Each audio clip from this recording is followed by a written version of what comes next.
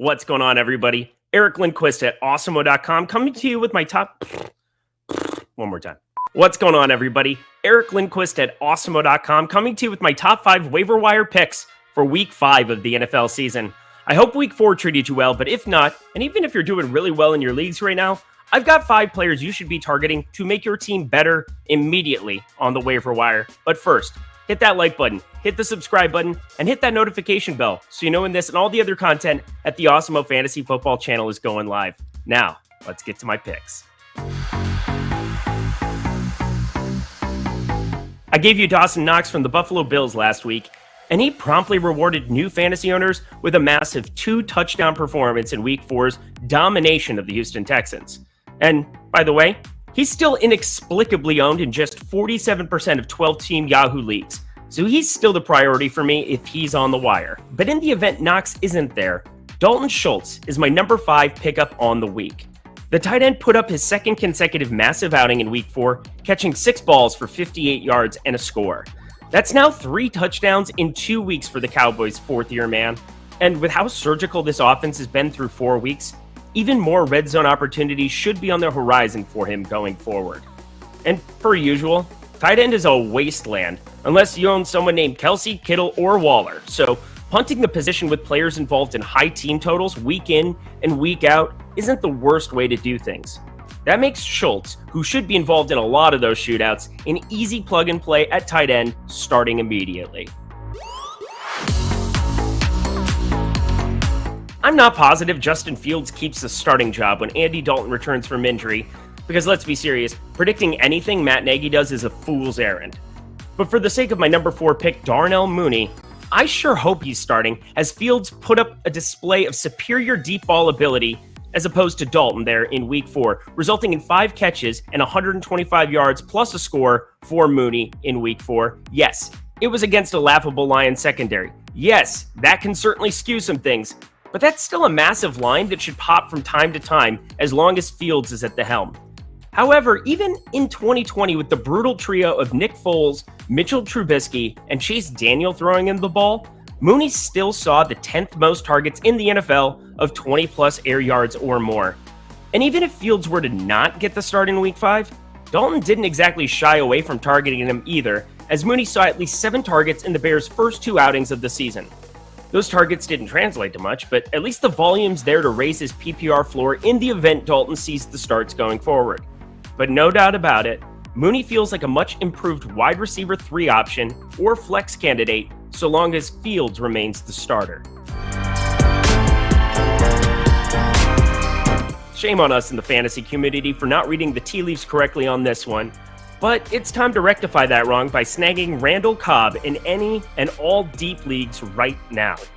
While some might look at this as a point-chasing thing, considering Cobb didn't go off until Sunday's 5-catch, 60-plus yard, and 2-touchdown performance, his situation was drastically different entering Week 4 with Marquez Valdez-Scantling placed on the IR.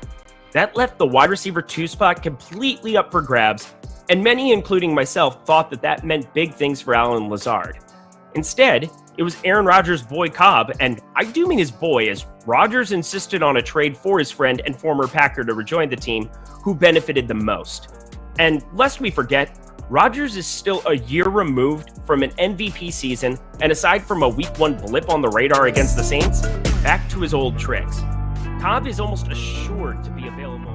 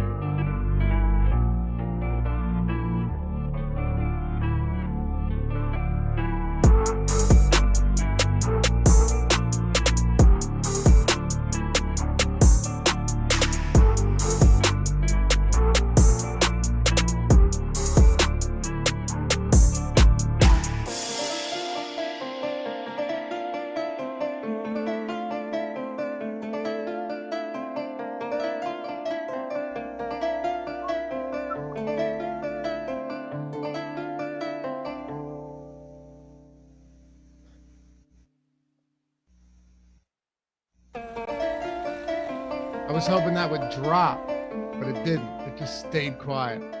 What's up, everybody? Welcome to the Awesemo.com NFL Deeper Dive Showdown Edition. Raiders, Chargers out there on the West Coast, and I'm here to break it all down. I'm Dave Lochran at Lafay_D on Twitter, joined as always by Matt Savoca at Draftaholic, with you for the next hour. Then, of course, turning it over to the Live Before Lock show, taking you all the way up till kickoff of tonight's game. Matt, first and foremost, before we get into any of this, how'd your week 4 go so far? Hey, it went a little up and down. My season-long teams and my dynasty teams look a little bit better than my DFS lineups. This particular Sunday, my cash lineup was a little bit of a mess, but I'm thrilled to get to this showdown slate. This is my favorite showdown single game slate of this week, and there's a little bit of a different feel to this Chargers-Raiders matchup than there has been in previous seasons. These teams have been pretty darn good to start the year. Yeah, they've been very good. And I think there's a ton of nuance that we can talk about with this game too. We'll get into all of that. And you guys know this without me even saying it. Happy to have you with us. As always, closing out week 4, it's time to add to those win totals or make them all back. That's the process you go. No one goes in thinking, man, let's just close out the week on a bad note. No, of course not. We're here to make things happen. I've had a good week 4 so far, so I'm looking to keep it going, and I think that's exactly what we'll look to do today. And, well, both teams, we'll hit on all of that. We'll build a lineup, as we always do. What do you think, Matt? Large field tournament, single entry tournament? What do you think?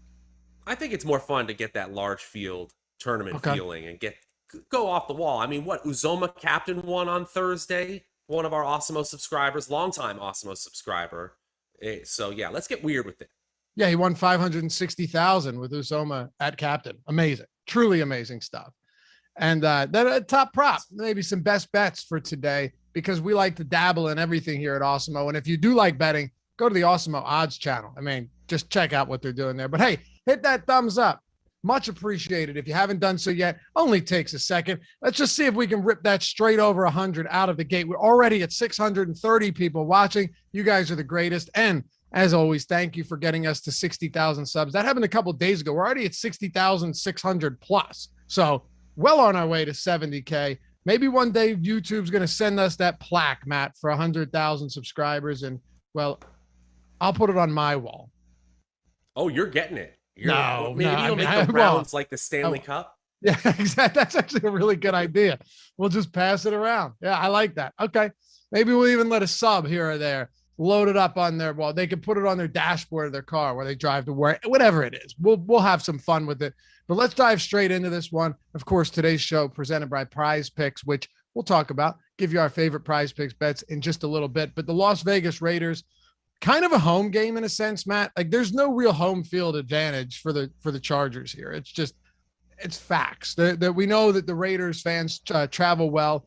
Chargers fan base maybe improving a little bit, but I'm not looking at this as, traveling for a road game in front of a hostile crowd at all.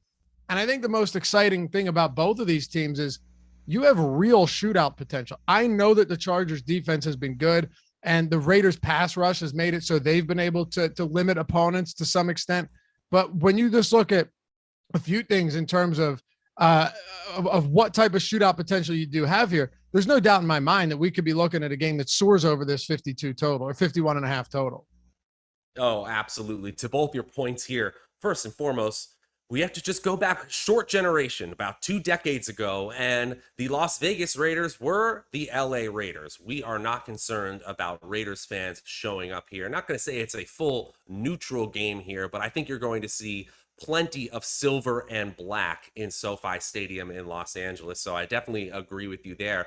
And to your point about the shootout potential, I mean, Justin Herbert has picked up right where he left off after an incredible Rookie of the Year winning season. And he's been more efficient with his new offensive coordinator, Joe Lombardi. And the biggest story is his ability to get a secondary receiver in Mike Williams. Huge production. And then what can you say about Derek Carr on the other side? He's been given the reins to this offense in a brand new way. He's second in the NFL in total pass attempts, first in the NFL in total deep attempts, and he's turned it into the number 1 through 3 weeks, I should say, amount of passing yards in the NFL. That is really impressive. it's wildly impressive. And you continue to see this as a team where no one necessarily knows what the deal is with the Raiders, in the sense that, like, are they good or are they not good? Another game yesterday, perfect example. You and I both looking at the Rams and saying this team looks unstoppable right now. They came in, they beat up on the Bucks. You know, the Arizona secondary is suspect at best. And you look down and they're down 40-20 or whatever it was. I mean, they were getting smoked. And yeah, the Rams are still a good team, there's no doubt. But if the Raiders win tonight, that makes them and the Arizona Cardinals the only two undefeated teams in the league. And I feel like we continue to short this Raiders team, and each week they come out and they play pretty good football. So let's dive into it from a DFS standpoint. You talk about Derek Carr. He's the second highest priced player on this slate, behind only Justin Herbert, and not by much. Okay. Only $400 on DraftKings if you're looking at the flex spot. But then you have kind of a strange situation where Darren Waller peppered with targets in week 1. I mean, just an insane amount of opportunity for Darren Waller, with 19 targets in that game, caught 10 passes for a buck of 105 yards and a touchdown. And then back-to-back weeks, he's seen 7 targets. And there's no doubt that we've begun to see them spread things out a little bit more, which I don't think is a bad thing. But you have 1, 2, 3, 4, you have 5 different players on this team with double-digit receptions 3 weeks into the year, Matt. Yeah, on the Raiders, we have seen them spread it out. Now, ultimately, I think we're going to see this play out with Waller being the main receiving target on this team. And week 1 was our signal there. Now, he came back to earth, I believe 7 targets in his next 2 games. But actually, in terms of the overall opportunity he's had, his production is actually a little lagging. So I think he's a big regression candidate. And I'm sure what we're going to see the Los Angeles defense, which has also been pretty impressive with a new defensive coordinator with Brandon Staley at the helm, I should say. I think they're going to try first and foremost to take Waller away. So those are 2 conflicting forces here. I'm sure Derek Carr gets him at least that 7 looks going forward. When I said there were some like real nuances to this slate, one of the things I was referring to, Matt, is, you know, Derek Carr has thrown 6 touchdown passes on the year. He's thrown 2 in every single game.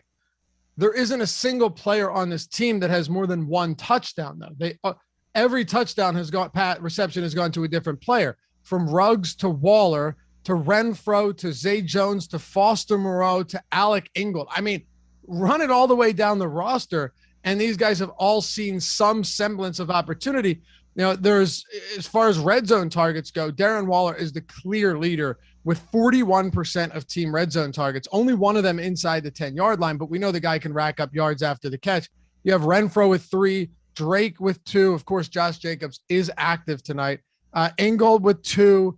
It's just, they're really making an emphasis, or putting an emphasis on spreading the ball around over the last 2 weeks. Now, by the way, I totally agree with you. Darren Waller should be the key guy here. He should be every week. You know, 7 targets isn't exactly nothing, but there are a lot of different ways that this could go down. So how do you approach it? If you're playing 150 lineups, it's different. But if you're only playing 1, 3, 5 lineups, who are you really keying in on for the Raiders tonight? Yeah, so if you're only playing 1 player and you're thinking about safety, you can't get away from Derek Carr. The value is just too good. But obviously, for salary saving purposes, you're going to have to move away from him at some point. So if you're not going Waller and you're trying to just get a couple of catches for big play, I always go to Henry Ruggs. You know, all we need from him is 3 or 4 catches, and he could possibly break it. The air yards for him, really impressive to start the year. But as you said, we have a ton of pass attempts in this offense, but they continually spread it out. So beyond Waller, it's really dart throws and tournament plays only. Really? Okay. So, and by the way, when you say that, this isn't to suggest that, right, you know, Ruggs can't break off a huge 50-yard touchdown reception, and that Bryan Edwards, who, you know, his numbers would look a whole lot different if in week 1 he wasn't down, what was it, at the goal line? Remember, they all ran out onto the field and assumed that the game was over. That would have looked a whole lot different, because he'd now have found the end zone, and Zay Jones wouldn't have. But if you still had to prioritize them, because that is the point here, like if you're looking at certain players, which ones do you like the most, even if they're all speculative? Like, would you say that you would take a Henry Ruggs and go, all right, maybe he only sees 3 targets. It's possible. We've seen them, just go completely away from him and he runs wind sprints for 60 minutes. But he also has the ability to completely shatter a slate on any given night. Or then Brian Edwards or Renfro, who's actually been a pretty good possession guy. I think all of them kind of have good qualities, but all of them have a ton of risk as well. Is that fair to say? Very, very fair to say. And then the reason I say this is because the concentration of the Los Angeles offense, and we'll get there in a minute, but that's why we're saying that these lower probability plays, unless we're specifically talking about a salary saving option, we're not really prioritizing them at all. If I had to choose one, it's Ruggs and Brian Edwards. Edwards really pops for me. You said it. If he had even one more touchdown on his stat sheet, we'd probably be thinking about him differently. And he really pops in our leverage scores, particularly as an MVP. Now, that's definitely a large field tournament option here, but pairing Brian Edwards at MVP or captain and then putting him with Derek Carr, I don't think that's a bad idea at all. I don't either. Larry says, Laffy, when is Matt going to sing the intro? Maybe we can get a taste of those pipes when we do the taste of those, taste of your, maybe we can listen to your voice during the Christmas stream that we do this year. Maybe you'll treat us all to some Matt Savoca singing. Maybe that sounds possible. I don't know why you wouldn't, man. You should be excited and bragging about that. The fact that all of us are so excited to hear you sing. Now I'm just so cautious about what I say. I'm real careful. I didn't think that topic could get as dicey as it did. All right. So talk to me about Josh Jacobs, though. He's expected to play. From what I'm seeing, he's active. And on a price point standpoint, you have what? Where are we at? 11.4 in the captain spot, 7,600 if you wanted to play him in flex. Just talking DraftKings here for a second. He's been out for consecutive weeks. He was only active in week 1, had 10 attempts, 2 rushing touchdowns, and that kind of blew everybody away, but wasn't wildly efficient, was targeted 2 times. Do you think he comes back and immediately assumes the bell cow role? Do you think Kenyon Drake continues to get work in the passing game? And does Peyton Barber get used today? This is a tough spot because that was a primetime game. And if you didn't have Jacobs, you were in trouble in week 1. And not many people were that high on him. Yeah. In short, no, yes, no.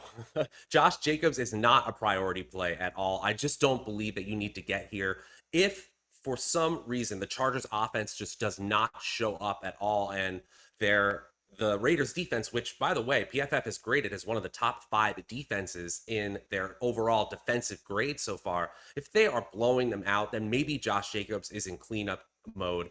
But as you said, to answer your second question, yes, Kenyon Drake is going to be involved in the passing game. And in the most likely game script, we're seeing plenty of passing. And so I think we're going to see plenty of dump offs and short area targets that could easily go to Drake.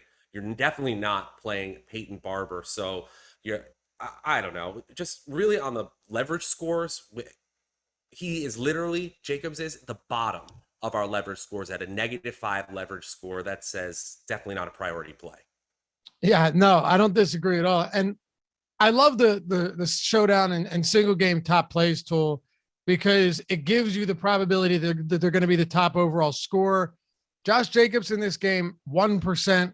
And I know you touched on some of this, but optimal captain rostership is 0.8%. Dude, even 2 to 6, right? Even finishing in the 2 or 6 spot. If you guys are wondering why we go 2 through 6, because you have the captain and then you have the flex spots, right? From the 2 through 6, 20%. Like he has it's lower than Hunter Renfro. Yeah, it looks bad. And don't you feel like we almost saw his ceiling game in week 1 before he got hurt? Yes, I know that he got his workload limited because he got hurt, but 10 carries, 2 targets, and 2 touchdowns. And really the only impressive run was that long 15-yard touchdown. And we can't take that away from him, but I'm just not seeing a player who's going to be all of a sudden prioritized in the passing game. It gets a little more interesting if he is inactive, because at least Peyton Barber is a little bit less in salary, but he's been strategically priced. Barber has, so that it's not a huge value differential. He doesn't skyrocket up our value rankings if Jacobs were inactive. That just tells me this running game is just not something I need to prioritize. He did have one really mean run too in that game to get into the end zone. He didn't just fall in on each one of those, but I'm with you, Matt. It's tough to get there. And chat just lighting me up. I mean, it's wildly deserved. Give your boy some credit though. The moment can't say the moment that came out of my mouth. The moment I realized I said that. Yeah, you wanted to pull it right. Well, careful. But I wish I had not said that. Of course, I can always rely on chat, and then Jordan's reaction, producing the show. Shout out to your boy Jordan. Can always rely on them to catch anything that is said that's even slightly could be perceived as something that it wasn't, Matt. And yeah, here we are. All right, okay. So we're on the same page when it comes to this run game, and you're right. The leverage score very low. Any thoughts on kickers and defenses for Las Vegas?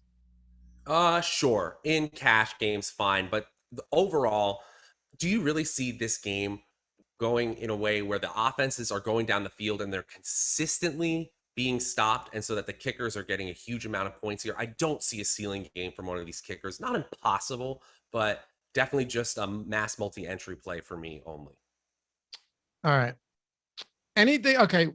We've hit on pretty much everyone from the Raiders. I want to make sure we get into the weeds here, Matt, and cover everything that we haven't. I guess the only thing for me is maybe we sprinkle in some Nathan Peterman. Yeah. Didn't that happen before where Derek Carr got injured on a showdown slate, and someone in the Million Maker had, I believe, Marcus Mariota, their current. It was Mariota, and I think they won the Millie. Well, there you go. I mean, that's crazy. But hey, if you want to be unique, that's a great way to be unique. I think you could do worse than Foster Moreau, their secondary tight end. Not going to see a huge target share or snap share, but when he is targeted, it tends to be near the goal line. He already has touchdown score this year. So when the entire defense is directed towards Darren Waller in these heavy sets near the goal line, they sometimes go to their auxiliary weapons. That could also mean Alec Ingold, the fullback. We saw Kyle Juszczyk be a quality fullback play in showdown slates recently. He doesn't get used exactly the same way, or certainly not as creatively as Kyle Shanahan uses his fullbacks. But if you're talking large field tournaments and you want to get weird, you could definitely do worse. He'll be on the field. Dude, it's just so crazy, though, how flat the distribution of targets is for this team outside of Darren Waller. Then you go to 17, 14% target share, 13, 12, 10. You know, there's nobody that stands out above or below Darren Waller. And that kind of makes it where, like you said, all right, maybe Foster Moreau has a touchdown and catches a pass in the red zone and ends up with like 3 for 30 and a score. And it makes a difference. There's so many of these guys that just, you would never want to roster them on a main slate. We wouldn't even their names we would never talk about them, right? Like we wouldn't even mention them. But now you're going all the way to the bottom, and yeah, there are plenty of these guys that are viable, even if they're only on the field for 20% of snaps and end up catching a pass in the red zone. So that's why it's definitely important to look at every angle of this, and I think we have. So that's it for the Raiders. Yeah, I really think so. Oh man, Zay Jones could catch a pass. Did you see Greg Ward caught another touchdown yesterday in garbage time? Yeah. Or did he catch it, or he just dropped it? Oh, did he? I thought he caught a touchdown at the end. Maybe who scored then? Who was their last touchdown? I don't know. I was on my way to a wedding. Yeah, it's all right. Yeah, I was hurting today, Matt. Hurting. If you guys haven't checked out PrizePicks yet, I know a lot of you have, because you have people asking all the time for top PrizePicks plays. It is a very fun spot to get your daily prop based contests in, and PrizePicks wants to hook it up. Give you up to $100 instant deposit match bonus when you sign up using the promo code Awesemo, AWESEMO. Sign up using the promo code Awesemo, deposit, and get that deposit bonus right away. All you have to do, this is the good thing, there's no sharks, optimizers, MME. And my favorite thing about this, I say it a lot, but if you're playing on DraftKings or Yahoo or FanDuel, and you're doing this research, or you like to bet, right? And you've got a list of props down that you've booked and you're sweating them tonight, any of that stuff, all of that research can be applied to PrizePicks. It's not like you have to go in and learn an entirely new format. No, quite the contrary.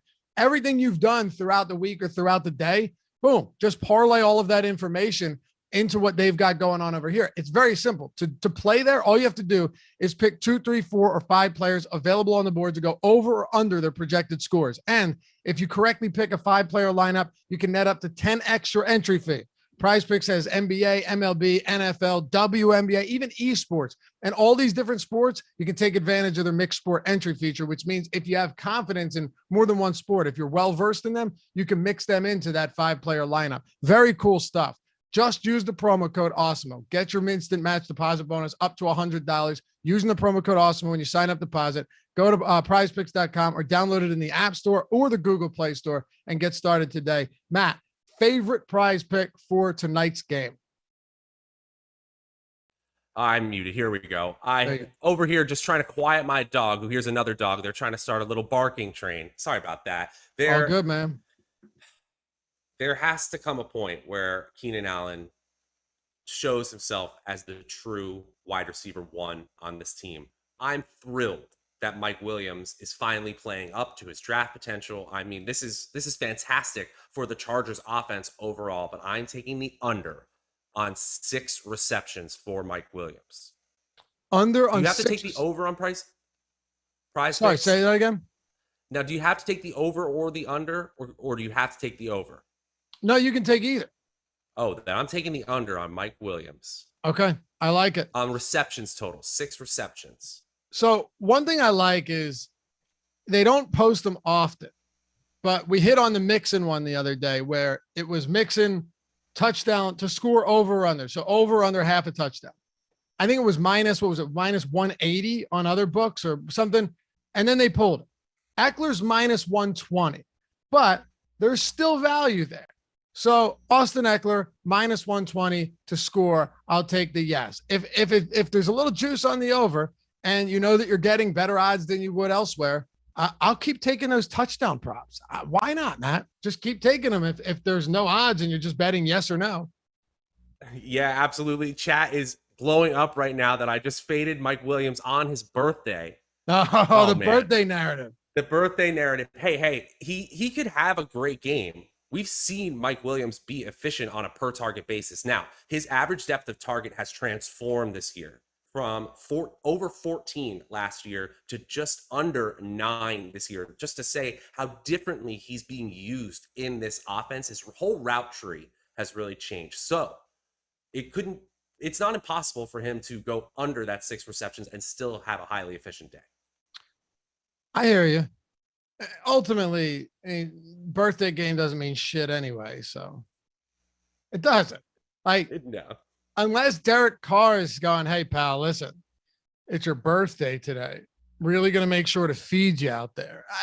Why would you ever do that? They're trying to win not Derek Carr. I'm sorry, Justin Herbert. I was ready to hear your story about how Derek Carr, the opposing quarterback, was affecting Mike Williams. That would have been good, right? If I came up with something that made sense somehow. No, but come on, Justin Herbert, is he saying like, we're going to get you the ball early and often tonight, pal? They've already been doing that. So if you're playing Mike Williams, you're doing it because you like Mike Williams.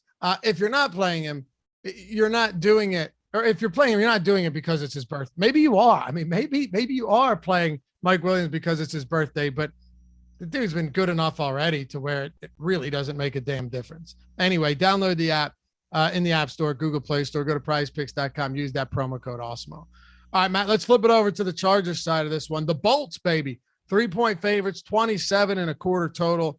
This game does have a pretty hefty over on or total, and I think you could actually see it go or eclipse that by quite a bit. At least that's the hope. Although I will say, I tend to do better in games on Showdown where it's low scoring. because oftentimes it's not just everybody's hitting on something and there's a million different players going off. Oftentimes with those lower scoring games, you could be on the right guy, or you can be different, and you're not different to the point where it's crazy when you're just completely left behind oftentimes when you get these 60-point games. But what are we doing with Justin Herbert? He's at the top of the player pool today for good reason. Yeah, he's my most important player on FanDuel, and in cash game lineups, just do not get cute. Get Herbert, get Carr in there, and then just figure out the rest, because he's just been fantastic this year. We talked about Carr's overall stats. Herbert has been equally effective. And as I mentioned before, what we're really seeing is a changing of the overall offense that's consolidating around their three playmakers. I said three because, yes, Mike Williams is very much a part. Keenan Allen has been completely fine in terms of weighted opportunity, which combines target share and air yard share. He's actually had higher opportunity share. So basically what we're seeing is Herbert now has two wide receiver ones, and we saw the ceiling game from him just last week. 30.8 fantasy points, 281 passing yards, and 4 touchdown passes. Now, he's not going to get 4 touchdown passes every single week, but I think what we're seeing is a game script that lends itself, because of the opposing offense, just like last week, he's going to have to pass again. Derek Carr, as I mentioned, first in deep passes, first in overall passes. So if the Raiders keep up their end of the bargain, I think we're going to see another huge pass-happy game from Herbert. Absolutely want him. And if I'm playing any sort of Chargers receiver at captain, I'm pairing him with Herbert every time. How much are you trying to get both quarterbacks into your lineups? In cash, I in have tournaments. In tournaments, I will make a concession, especially with this consolidated Chargers offense. If I'm going Chargers offense heavy, I'll just get a bunch of the pieces that I think are going to hit and then just one off with a Raider, because I just need that one player who possibly catches 2 touchdowns, and that lineup is golden, whereas I have the more chalky Chargers as a clump. So if there's a salary concession need, I will go down to Carr, but preferably if I'm getting the Williams, Allen, or Eckler plays, then I'm probably pairing it with Herbert. Brandon Key, thank you for the super chat. And no, you didn't do that right, but I do see your question. You can always throw that in the actual super chat itself, make it easier for us to find it. He says, in 150 lineups, what's a good pool size for the captain spot? So Matt, interesting question that is completely based on each slate too, right? Like it's going to depend on what game you're referring to. There's no question about that. But essentially, how many players are you willing to have in the captain spot today, even if 1 or 2 or 3 of them are pretty low ownership down there? I know it's a tough question to answer. Yeah, that's really tough. And honestly, I'm just going to point you to our ownership projections, because the way I do it when I'm building 150 lineups is I check off every single captain who has an ownership projection. It's that simple. So sometimes that can be 15, 18 players. Sometimes that can be more, 20, 25 players. But especially in a game like this, like it gets pretty thin pretty fast. So I understand you feel like it's unsafe. But again, we have to be unique here. So especially when you're talking about 150 lineups, don't be afraid of 0.1% ownership. We just told the story about CJ Awesemo winning one of our subscribers $500K here. Yeah, on less than a week removed from that. It happens. The likelihood that happens is not very high, but it happens. And when you're playing these large field tournaments, and if you're playing 150 lineups, you're playing a large field tournament, that sometimes you have to make adjustments or corrections for what type of field you're in. Sorry, Dave. But one other thing too, and this is where such strong ownership projections help us too. A lot of times when we have players who are just playing a large snap share, their opportunity to just catch one pass that they're efficient on or they score on is closer to 1%, 2%. Okay, that's really low out of 100, right? But if their ownership is 0.1%, you've 10x the field with 1 out of 100 lineups with that player. So we're not talking about changing your whole strategy here, but especially when you're talking about that many lineups in a tournament, it's super advantageous to get strange with the super low owned guys. No doubt about it. And X5, because we got plenty of time here, we're making good time, says, can we talk about running backs at captain? Because Chargers are dead last in rushing yards allowed. Well, I think Matt would agree that the prioritizing getting Raiders running backs into the captain spot it's not a priority at all for me or for you. But Yeah. on the other Hey, side, and we can bounce around here a little bit, Eckler makes for one of the most intriguing captain spot players. And here's why. It can be tough to build. And I always ask the questions, whether it's you on or Alex or Ben or Matt Gajeski, I always ask them, all right, on this slate, if you're building a lineup with a running back at the captain, because you're looking for correlation most of the time with these receivers and with the quarterbacks and the tight ends. So often you don't get that with the running back. Now, when it comes to Austin Eckler, you absolutely do get that. And that's why he's always interesting. Now, his captain spot ownership is fifth highest, 11%, but it's basically in the vicinity of Darren Waller and Derek Carr and Keenan Allen. Justin Herbert's the one that's pulling the most captain spot ownership. And if you look at the simulations here, Matt, the top play percentage, so the percentage of time that he's going to be the top overall play, Eckler's at around 13%. Again, ballpark for these other guys like Waller and Keenan Allen. What do you make of him, a pass catching back who has also gotten a ton of red zone work and all of the carries inside of the 10 that haven't gone to Justin Herbert, that really is that dual threat, but is one of the few backs in the league that can catch long passes and help his quarterback as well. Yeah, Austin Eckler is just a fantastic player. And in this improved offense, from an efficiency standpoint, we could easily see more passes, more opportunity go to the running back, and we could easily see more goal line carries. And I think Austin Eckler is in line for both of those things if they were to increase. And on top of that, there are so many outs for Eckler in this particular spot. If they're playing from behind, if the Raiders are offensively really showing up and the Chargers are forced to keep pace, then Eckler is going to get more passing volume. If they're dominating, the Chargers are, and they're up in the second half, we're going to see plenty of carries from Austin Eckler. So especially in tournaments, he for sure has the most safe floor at the running back position. And you could easily see the Chargers offense having a great day, but they're scoring coalesce around one player. And I think Austin Eckler is actually probably at least tied for the highest probability there. On our leverage plays even, he looks really strong. He's about right there with Mike Williams on DraftKings. So I really like that call at the captain's spot. Plenty of touches for him. I love it. And I got sidetracked, but Senio with the super chat. Thank you, brother. He says, in late today, but thanks for helping me get another win yesterday in the 50-cent showdown 3K mini.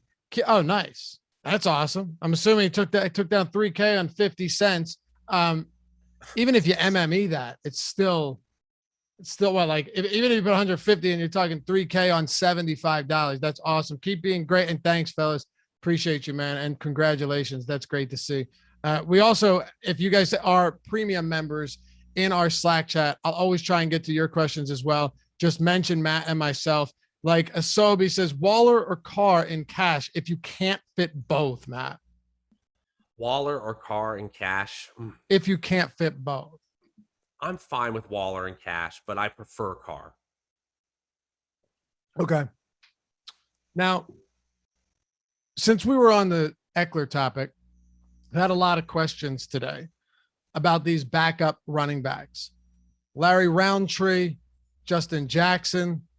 And there's little touchdown equity here for sure. These guys are not getting opportunities, close to the goal line or even inside the 10.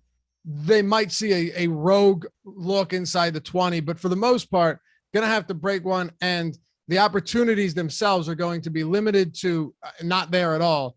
So when it comes to Larry Roundtree, Matt, who has seen 13 carries on the season for a crisp 2.2 yard per attempt, what are your thoughts? I can't believe I have thoughts about Larry Roundtree. The man has scored 4 fantasy points all year. But hey, if you want a player who is going to be on the field 20% of the snaps, that is Larry Roundtree. I really don't know what to say here. We've seen absolutely nothing from this player, but you're going to see opportunity. You're going to probably be unique by playing him. I think it was one of the strategy shows earlier today on the Awesemo channel that was talking about him sort of being that wild card that you could throw into a cash lineup. So you have a huge core of stars on top of it. I'm not sure I like that build, but it's definitely viable.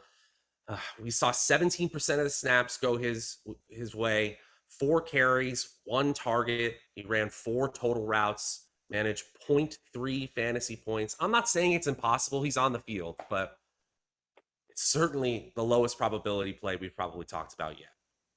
Yeah, I'm not really excited about it. He just hasn't been effective even when he's out there either, which makes it even less appealing to me. You are right, though. I mean, on these slates, you have to take everything into consideration. And that's what we've done. And, you know, with his snap counts, he's played 22 snaps, 10, and then 11. So 27%, 14, and 17. Maybe it's not zero. It's not zero. Yeah. Jackson's played 14, 23, and 11, kind of all over the place. Eckler played a season high 74% of snaps last week against the Kansas City Chiefs. So I just think, once again, Eckler dominates touches. And it's not like either of these guys are pass catching backs. Who would you rather have out there, Matt, on third downs? Larry Roundtree, Justin Jackson, or Austin Eckler? You know, it's not like they're filling the void of something that Eckler's not capable of doing. Yeah, absolutely. And if you just look at the even simple metrics like yards per carry, Austin Eckler's up at 4.7, Roundtree, as you mentioned, 2.2. Jackson's a little better at 3.7, but there's a clear leader in this backfield. So unless you're talking about really large field tournaments, getting really strange with it, it's all about Eckler. Adam G says Laffy could have been in The Town. Great movie, by the way. Jeremy Renner is the best, man. That guy. You ever see Wind River? No, I haven't. Oh, check it out, man. Great stuff. But yeah, I don't think I don't have a Boston accent. That's the problem. You can't throw me in there without a Boston accent. That doesn't work. When it comes to Keenan Allen, you already said that you could see this being a, Keenan Allen day under Mike Williams. You already said you hate Mike Williams and thinks he has a career worst game. How much do you anticipate captain spotting guys like Allen and Mike Williams, just given that even if you're not, I get what you're saying with Williams, and I'm obviously joking. You're not saying you think he's going to be awful, but they have such explosive upside that either one of these guys in the captain spot could crush. And that's why this slate's so crazy, because so many times where it's like a Devontae Adams, Rodgers slate and Aaron Jones, those 3 guys take up like 80% of the top play probability, but on this one, you have 5 different players that are or 4 players that have really flat probabilities outside of Justin Herbert. And of course, Keenan Allen's one of them. Mike Williams, we have him like 5% below that, and 5% below him as the optimal captain as well. So our projections agree with you. Yeah, here's what the opportunity says. In terms of weighted opportunity, that combines the team's share of targets and the team's share of air yards that each player has gotten. They have literally gotten the exact same percentage of the overall passing offense. And we've already talked about how efficient Herbert has been this season. Now, Allen is still being used like the good old-fashioned wide receiver 1 that we've always known him to be. 13 targets in week 1, 9 receptions. 8 targets in week 2, that's a little low. 4 receptions, still turned that into 100 yards on 142 air yards, by the way. So they realized they were taking away the short area game, so they started going deep to Keenan Allen. It worked, over 14 fantasy points in that game. And then week 3, 12 targets again, 4 in the red zone, 8 receptions, and a touchdown. I mean, what can you say about the guy? The guy is just performing the exact way we expected him to. It's just been overshadowed by the fact that Mike Williams is also doing what he's doing. That's just excellent for the offense overall. I just think it's really interesting that we're seeing ownership really flat here, when I think Keenan Allen, over the course of his career, over the course of the last 10 weeks with this entire offense, we know what his ceiling is. I think we could easily see a 2 touchdown game from him here. I know he'll be the focal point of the Raiders secondary, but still, I just think Keenan Allen is in such a great spot. In small field tournaments, he's my favorite captain play. All right, Matt, we've basically hit on most of these plays, but we haven't gotten to some of these may say tertiary options for the LA Chargers. And one is Sir Jalen Guyton. He's seen 5 targets in week 1, 2 in week 2, and then only 1 target in week 3.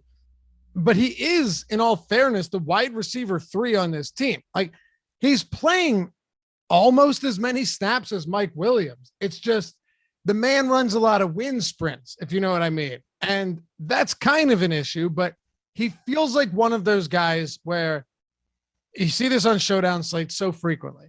A Jalen Guyton catches a 75-yard touchdown and needs to be in your lineups at his price. I'm telling you right now, at 2,400, I will absolutely have some Guyton.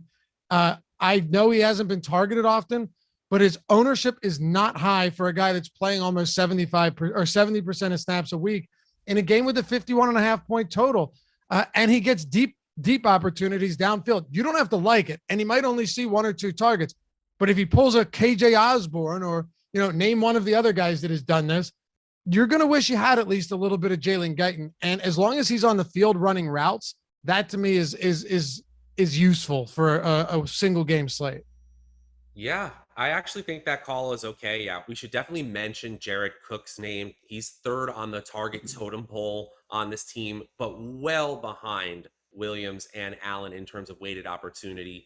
But yeah, Jalen Guyton, really interesting. The highest average depth of target on this team, albeit on only a few targets this season, but he is 4th on the team in air yards. And these win sprint players are players in showdowns in 1-game slates that get kind of interesting because their ability to just catch one of them and change the entire slate at super low ownership. So I'm definitely not going to say no here. High Vegas total, efficient offense, strong quarterback, and he's got 2 end zone targets.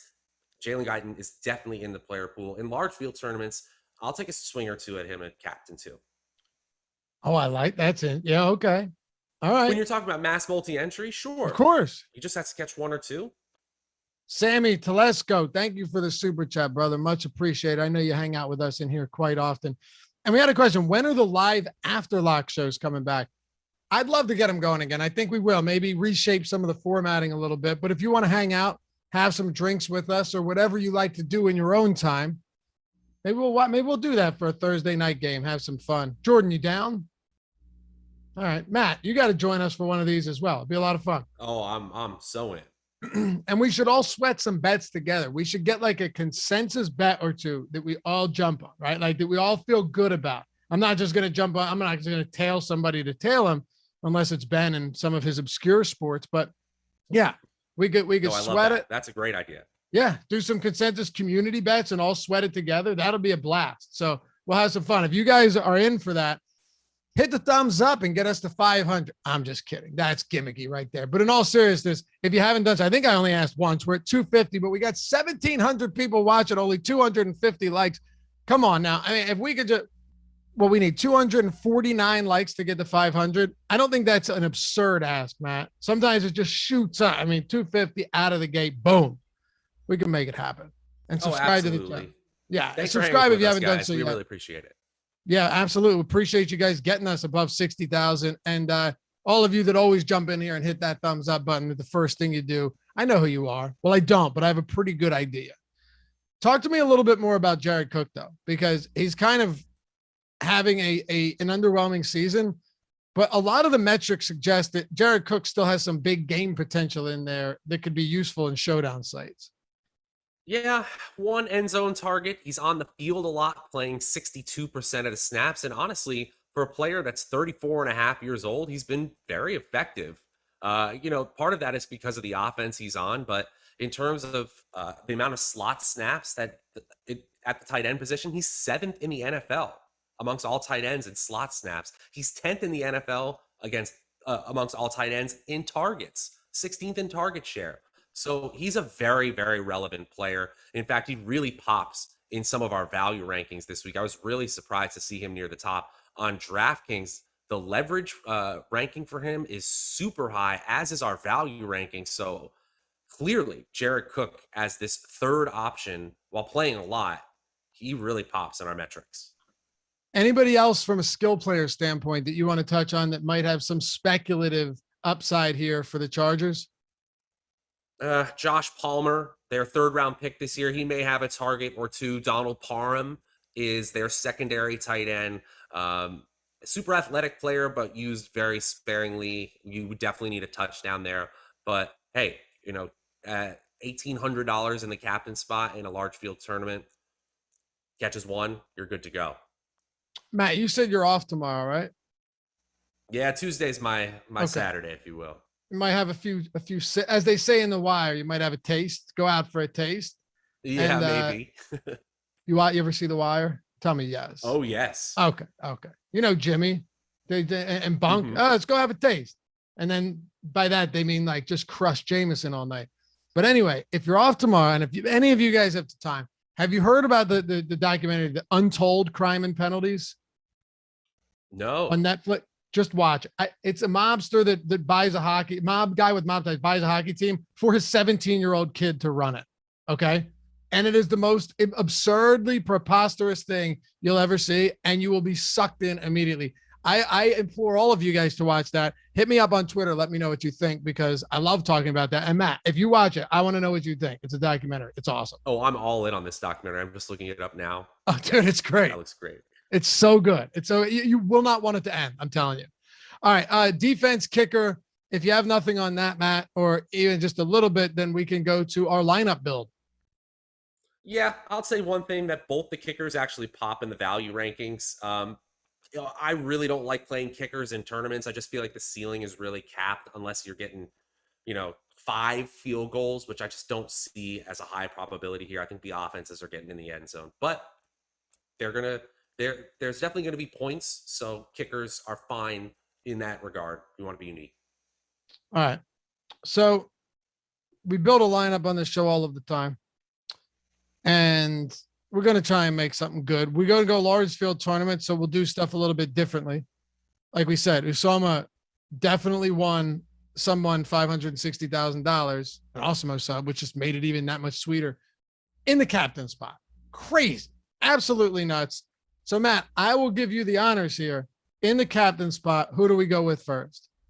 So we're thinking large field. So we're getting weird with it. Ooh, all right. I know this is not so far off the beaten path, but let's do Jared Cook. Stay with the tight end theme. We're not doing a secondary tight end, but we'll do Jared Cook here. Okay. Maybe a 2 touchdown game or something like that. Yeah. Actually, hey, I'm having regrets here. You're having buyer's switch remorse? it up with Jalen Guyton. Let's do it. Let's do Jalen. You want to try it? All right. Screw it. Let's try Jordan, you good with that? Yeah. I think that's more fun. Let's do it. Yeah. There's always people too be like, God, that lineup sucks. It's like sometimes the lineup has to look like you would never play it in order for it to win. Hey, isn't that great? That's just one lineup that you can beat easily. Right. Yeah. And there's a good chance that some of these lineups we make, Matt, will finish in the bottom 1%. But there's also a good chance if you ran that game on last Thursday 150 or 100 times, how many times is a CJ Awesemo captain lineup in the 1%? Yeah. Well, hey, that's a great point. We talked about this in our matchup show a couple weeks ago about getting outside of the projections. And boy, do we like our projections over here at Awesemo.com. But ultimately, we need to think outside of them in order to get outlier scores. We're going to just stay right around the 50th, 60th percentile if we just stick to the numbers. And so in a way, we don't want to only be in the first percentile of our scores, but in a way, we don't want to be right in the middle. We want to be at the bottom so that eventually our unique day gets us to the top. Yep. And remember, we are talking large field GBVs. If you're in a single entry, like I like the mid stakes ones, the $100, the 75, the 50, those are nice. You don't have to go crazy, but sometimes you can just do something a little bit different. Maybe a one-off that's a little bit different. That's unique. In these though, some people just want to cash, Matt, and then they're okay chopping. And to be fair, it is $1 million up top. So even if you chop with 15 people, you're still making a lot of money. But other people say, you know what? I'm going for a lineup that is not going to be duped all that often. I do believe there are different ways to go about it. And I'm not going to tell anybody that you're wrong for going with the lineup that's not totally off the reservation, but is a little bit different and could get you there despite maybe tying and holding hands with a few other people. So I'm going Justin Herbert second. If we're going Guyton am definitely going Herbert here because Yeah, no doubt I just about it. think for Guyton in the captain spot to get us there, we either need him to have a good game and then nobody else to have an insane game, or for Guyton to go off for like 2 scores. And then in that case, you're going to want Herbert in the lineup as well. So give me Herbert in the flex. So we have Guyton captain, Herbert flex, 8,800 per player remaining, 4 to go. All right, Keenan Allen for me. That's the priority Chargers player that I want. Keenan all the way.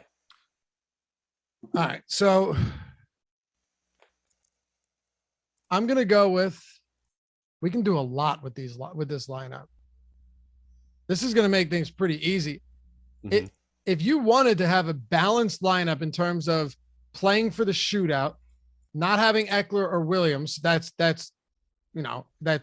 going to be tough, but you could go Waller and then you could probably go Carr and then another discounted Raiders receiver, but let's try it. I'll go Darren Waller. You do whatever you want to do here. I'm throwing Waller into this lineup. Okay. So it's Guyton, Herbert, Waller, Keenan Allen. Yep. Oof. All right. We're going to pair him with Carr. Let's pair him with Carr.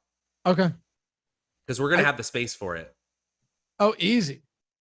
There's Ruggs sitting right there. 6,400 is the last player. We have 6,400 remaining. I think that's easy. Let's do it.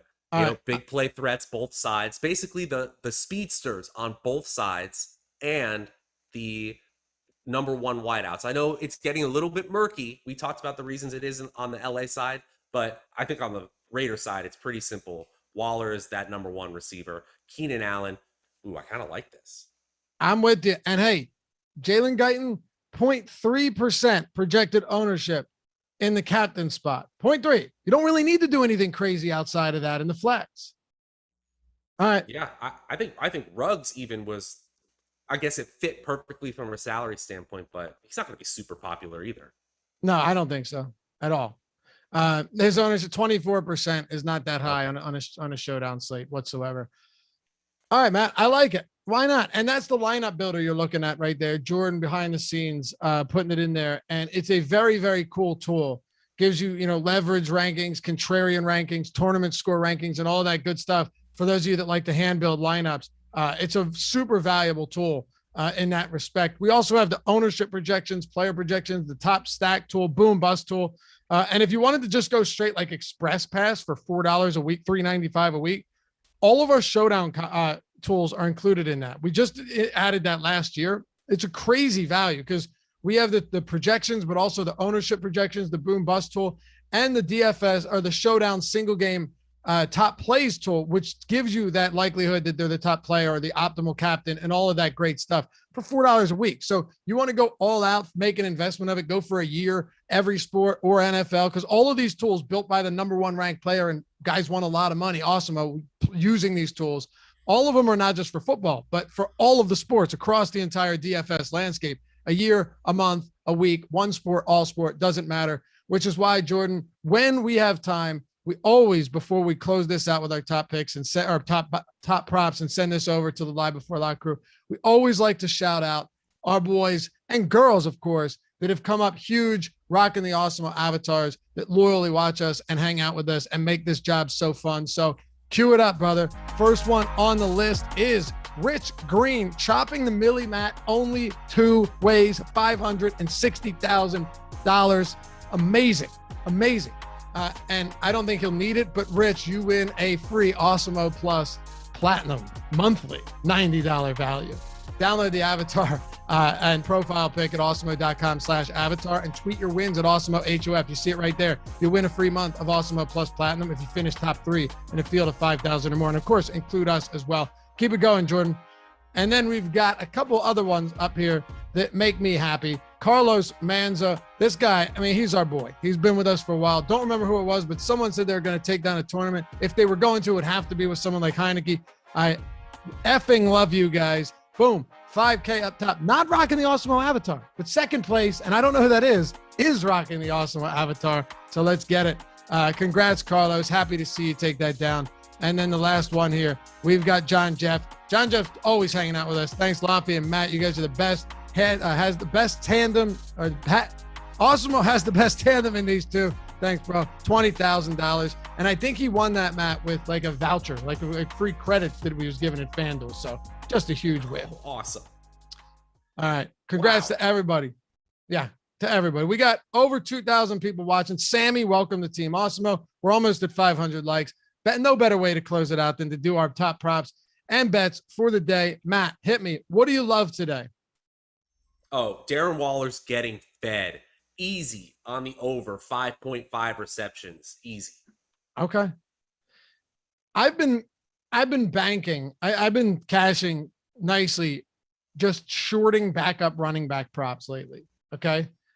And I think with Samaje Perine, I almost got caught because I live in-game bet at under 10.5 yards because the guy was not going to get a carry all game. It was evident.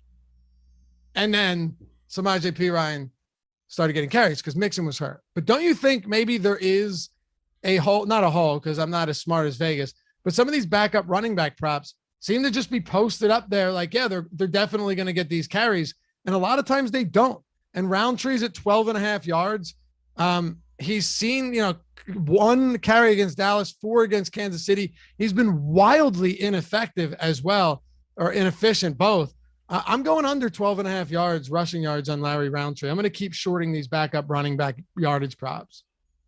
Yo, we got to shout out View Boy or Voo Boy, who just gave us a heck of a super chat there. But I love that call on Larry Roundtree. It's 0 to 5 yards is by far the most likely outcome for him. You would think so, right? Like 12.5 seems like a lot. So it's really betting, does the starter get injured? And that's also a bet I don't like to make either. Me neither. Although it had bit me, almost bit me on Thursday. Thanks so much, good boy. Used your tools as part of my process and banked a ticket to the FFWC. Thanks to the team at Awesemo. That's awesome, man. Hitting us with a hefty super chat. Appreciate you, dude. And all of you guys for hanging out with us. As always, you know it. You make this show fun. Hitting over 2,000 viewers on a Monday night for a Chargers-Raiders game. Don't go anywhere. Hang around. Another great show coming up next. It's Eric Lindquist. It's Matt Gajeski. And hey, if you want to check out some free tools at Awesemo, go over and check out the Showdown projections for today. They are entirely free, even if you're not in the position right now to become a paid member. Eric, Matt, coming up next, live before lock. We'll see you back here for the next one. Peace. Where's the see ya, Matt? See ya.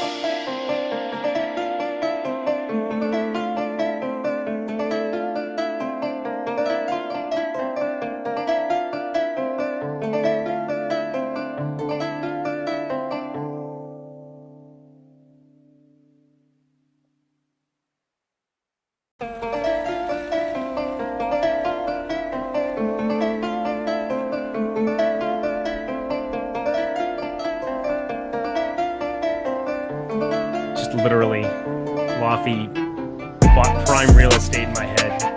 My God. I'm back. So worried. Like very paranoid, in fact. Oh, what's up, everybody? I guess we're live. Hello. Welcome to the NFL Live Before Lock show. We're covering the Monday night game, of course. Chargers. We've got Raiders.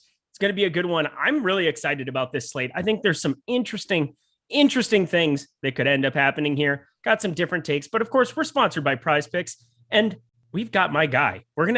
I'm excited because we have a lightning speed round in our future. I know that for a fact. He's the tuna eating, loco drinking madman from Wisconsin, Matt Gajewski, Matt_Gajewski on the Twitter sphere. How you doing, my dude? Eric, I'm doing well. Thank you for the fantastic introduction. I'm excited for tonight's game. I've been fading the Raiders so far this year, and it has not gone well. But fortunately, on Showdown, we're going to be forced into playing some. So I'm ready. Not only that, I feel like the contrarian build is actually siding with the Raiders today, which I might be doing. And it's weird because I'm already very invested in the Chargers in futures in a number of ways. I mean, I've got so much Mike Williams in best ball. It's ridiculous, but I'm extremely excited just in terms of like what this game looks like. I think a 51.5 total. I don't know. There's just some interesting builds that could exist there. But of course, the guys did a great job on the show before us until Loffy decided to tell me that I say good times 94,000 times a show. So from now on, everybody just pause me in the chat, hit me up, let me know that I screwed up, but hit that like button beforehand. That would be good times. In fact, hit the subscribe button as well. Excited about that. That's also good times. See, I'm just getting it out now, so we keep it going. All right, Matt, let's ride. We got to talk quarterbacks. We go position by position on this show. Justin Herbert is good at throwing footballs, Oregon's finest. In 2 primetime games, did you know? 578 passing yards, 8.8 yards per attempt, 63.6% completion percentage, 6 touchdowns, 0 interceptions, 121.9 rating. I don't know what it all means, Basil, but I do know that that's really good numbers, and that's what you should expect from Justin Herbert because he's awesome. Talk to me about him. Yeah, you laid out a ton of amazing efficiency metrics, there. But on top of that, I think just the style of offense LA wants to play is really conducive to what we've seen from Herbert. They're going to be extremely pass heavy. They're going to run a lot of plays. All that bodes well for Herbert and the pass catchers. So far this year, and again, we're always dealing with small sample sizes, they're 5th in pass rate overall. Just amazing numbers for Herbert. So it's not just the efficiency, the game environment that LA is providing for him is there as well. And we should continue to see this moving forward.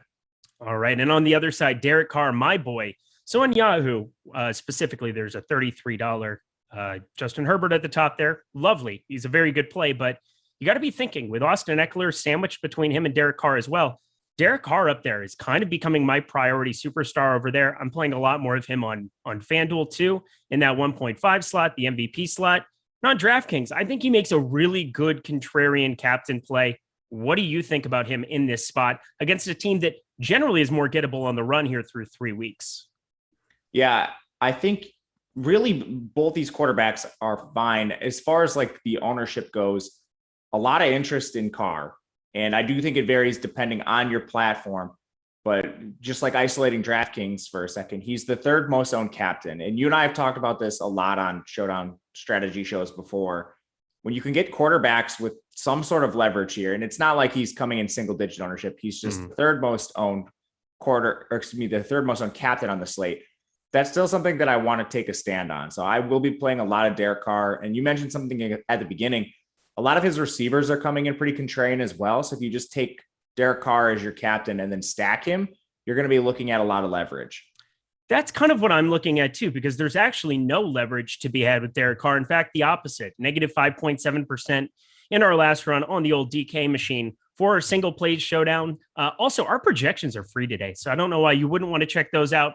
That's the words that I can't say because I don't want to piss off Loffy here at this point. But Derek Carr, absolutely love him as far as utility. I think he's going to be used a lot for me there. I'm just going to be over the field on him, maybe around it on Justin Herbert, but quarterbacks on FanDuel, on Yahoo, you should be utilizing them a ton. On DK, I think they both make solid captain plays, no question about it. Let's move ourselves on to running back because Josh Jacobs, that was the big story of the day. He's active. He's ready to go. How confident are you in Josh Jacobs getting a full workload in this spot? Well, a full workload for Jacobs is still just 1 and 2 downs. He will get goal line back, but he's not very involved in the pass game whatsoever. They essentially use Barber as a 1-for-1 replacement with Drake coming in on pass downs.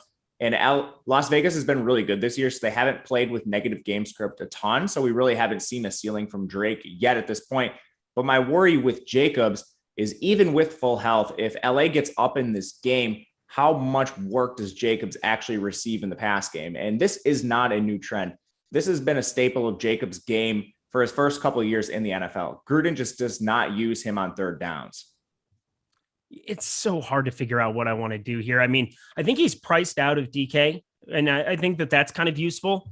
What would you be looking on a half-point PPR site? Obviously, he had 10 carries, 34 yards, and 2 touchdowns week 1, 17 on DK. But looking at him over here on FanDuel, at least, he's 12,000 over there. So he's cheaper than every major skill possession guy that we'll get to from the Charger side.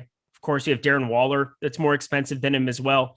At 12K, would you be looking at getting to him a little bit over there as opposed to DK?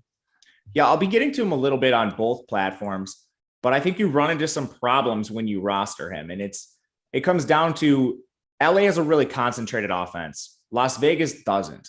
And I mean, we saw the 19 target game for Waller in week 1. I think if you're talking about concentration, it's mainly going to come through him, not the backfield.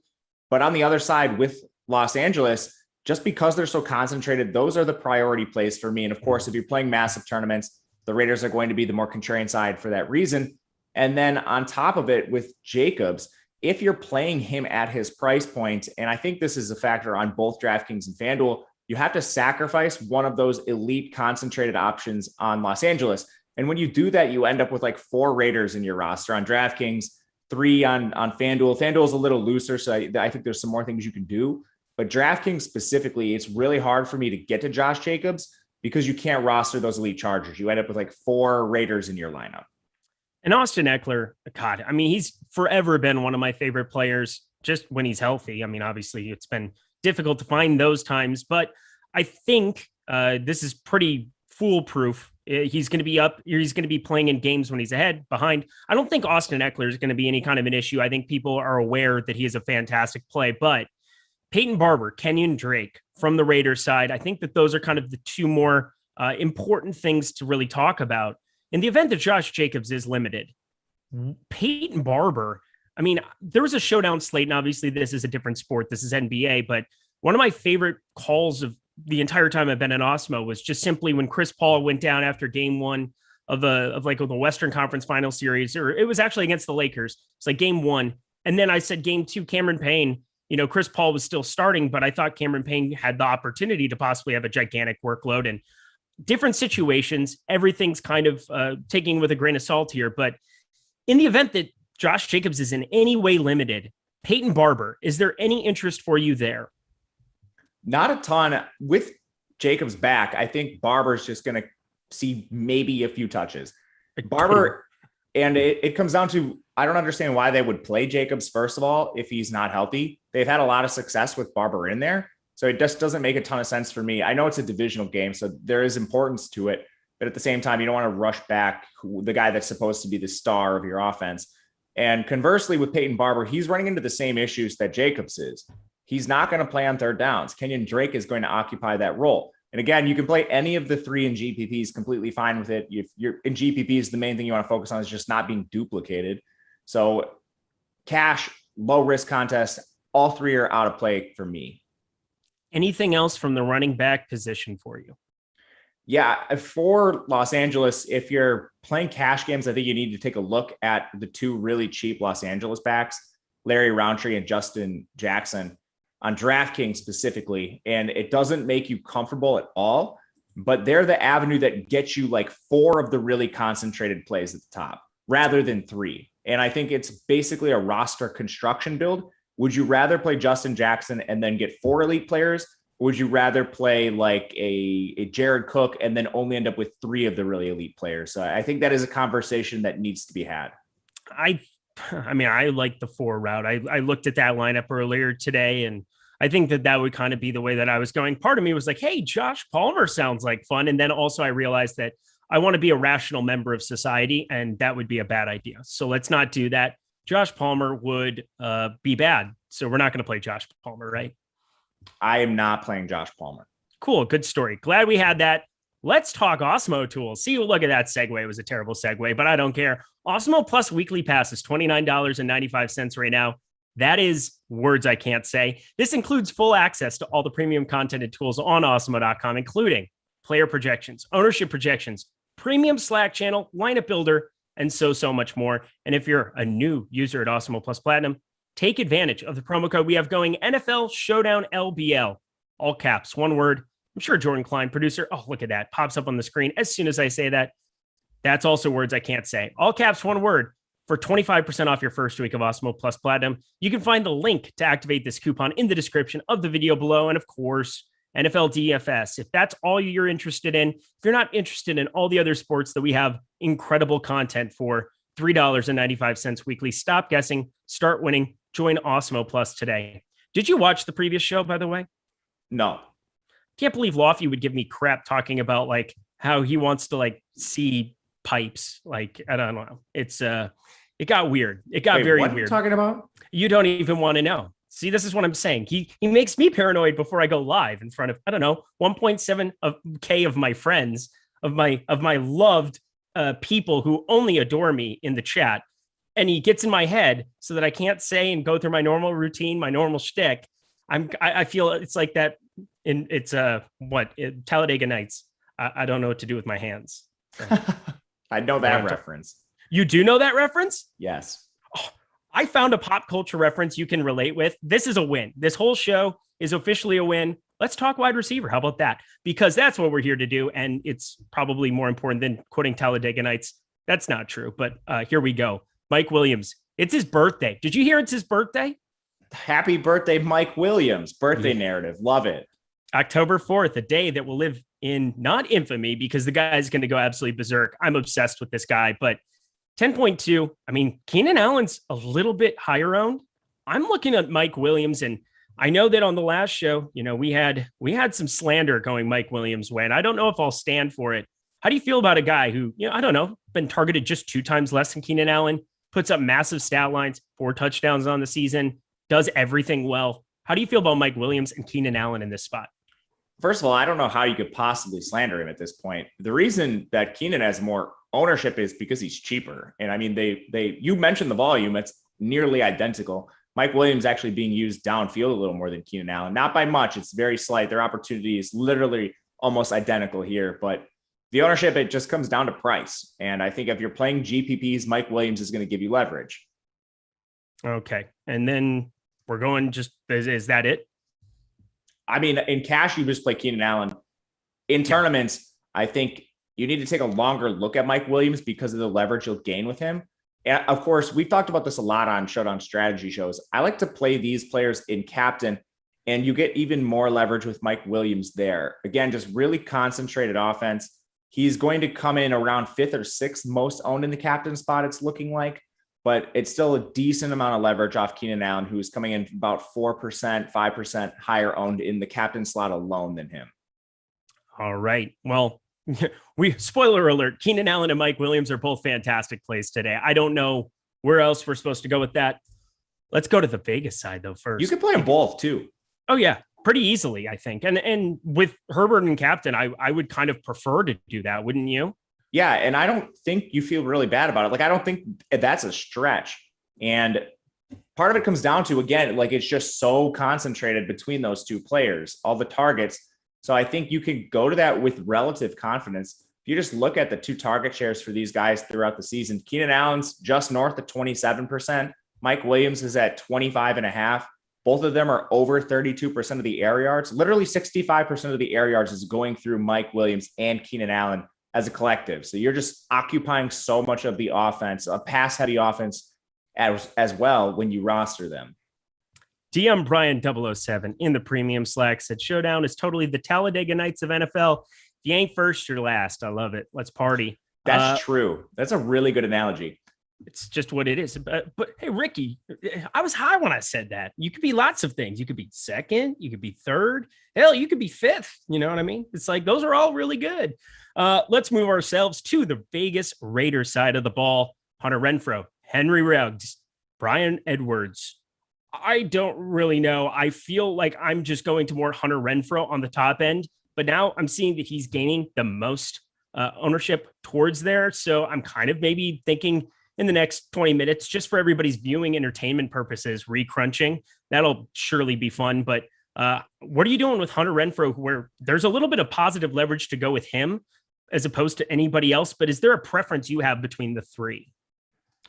I don't have a strong preference between the three. I like Renfrow for the targets he gets, but at the same time, those targets are all sort of the low A dot variety, ones that you're not exactly super excited about. And for certain contests, I think that's fine, like cash games. If you are going that route, fine with it.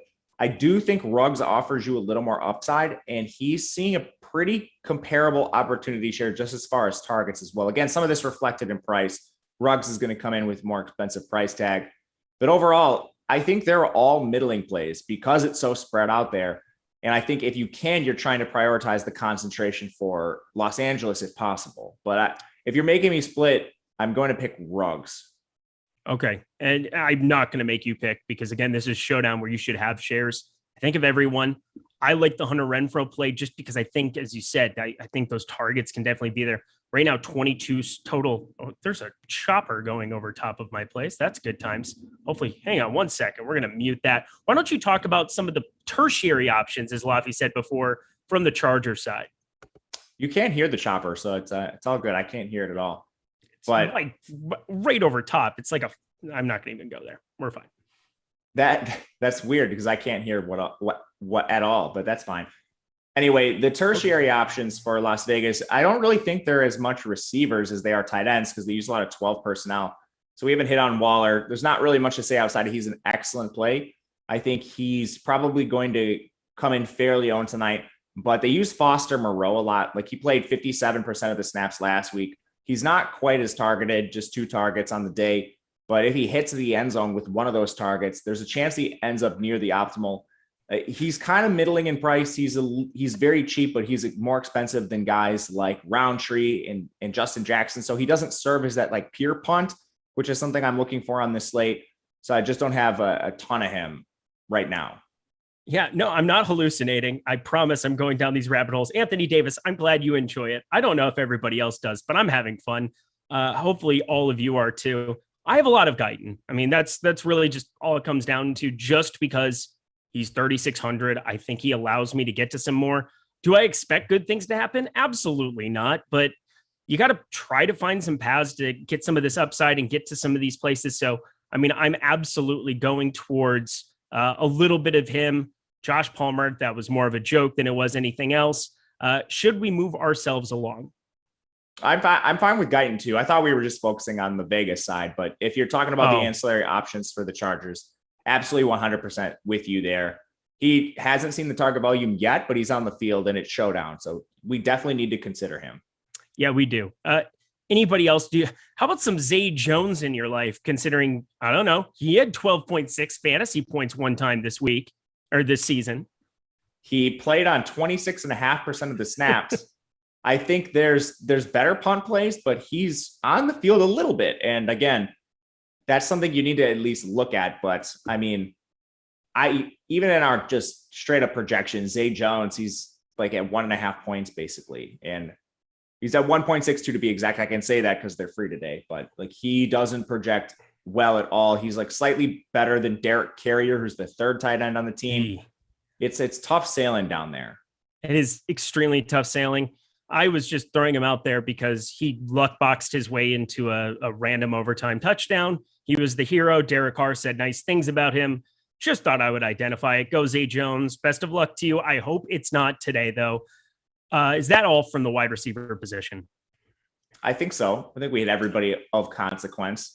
Like, right. I mean, you throw a dart on like Willie Snead, I wouldn't recommend it. Derek Carrier, he plays sometimes for Las Vegas, wouldn't recommend it. Everyone of note, I think we talked about, other than maybe like Donald Parham for the Chargers. He does play a fair amount, but again, it comes down to like the concentration problem. They just don't use him a lot, even though like his skill set is purely like receiving. It's just he hasn't really seen the usage whatsoever this year. So he's tough to target, even at the 47% snap share he saw last week. All right. Well, that's going to do wide receiver. We'll finish out tight end and defense. But first, we got to talk about our sponsor PrizePicks because, again, they're a really fun site to play on. Super clean, super easy to go over there. You don't have to deal with sharks, optimizers, mass entries.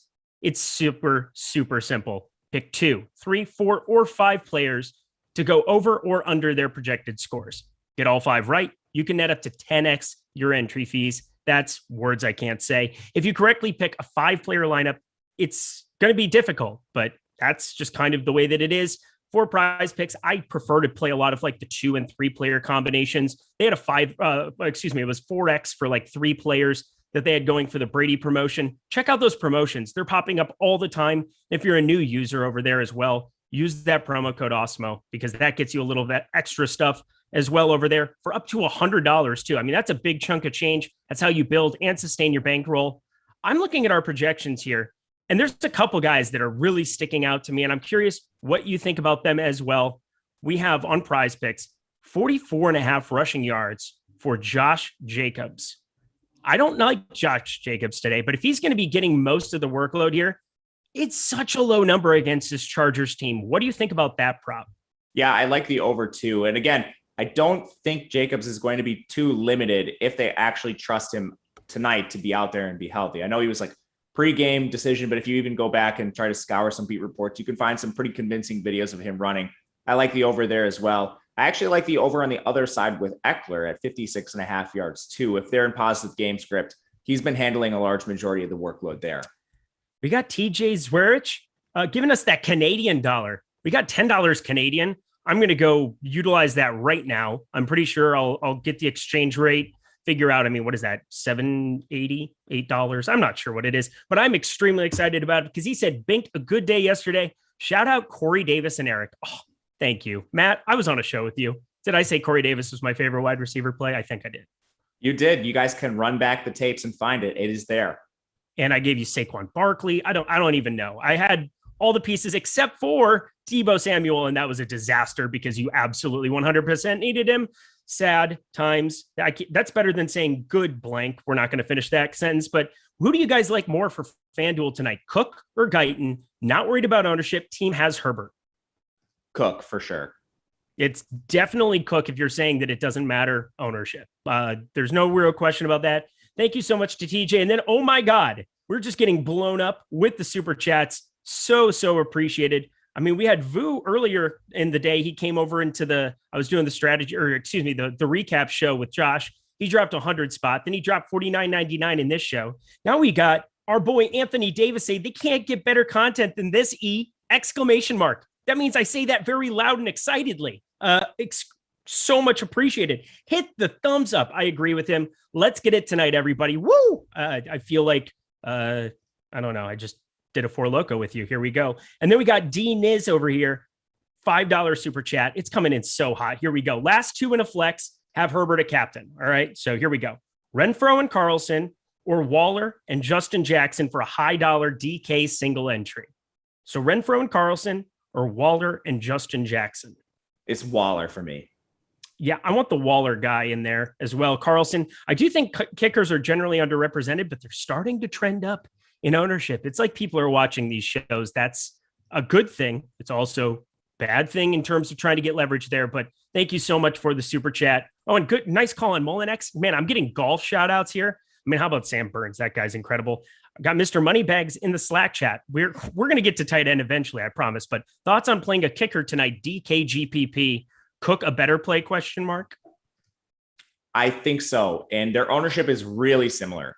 When we're talking GPP specifically, I think the kickers are better in cash because you're going to ride that high total and just knock off little bits of the total every time you get a score. But with Cook, there is legitimate upside. And again, we're talking less than 5% ownership difference between Cook versus both kickers.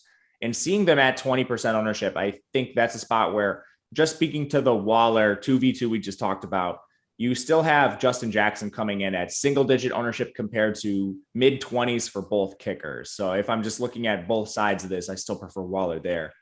But again, looking more at kickers in cash games, low risk contests. Agreed. Nathan Joyce giving me crap because I read pronunciation. I love saying question mark. It's fun. It sends home rather than say something question mark. And then it lets you know that I'm asking a question rather than something else. You know what? We're going to go to tight end. I'm excited to talk about this because Darren Waller exists here.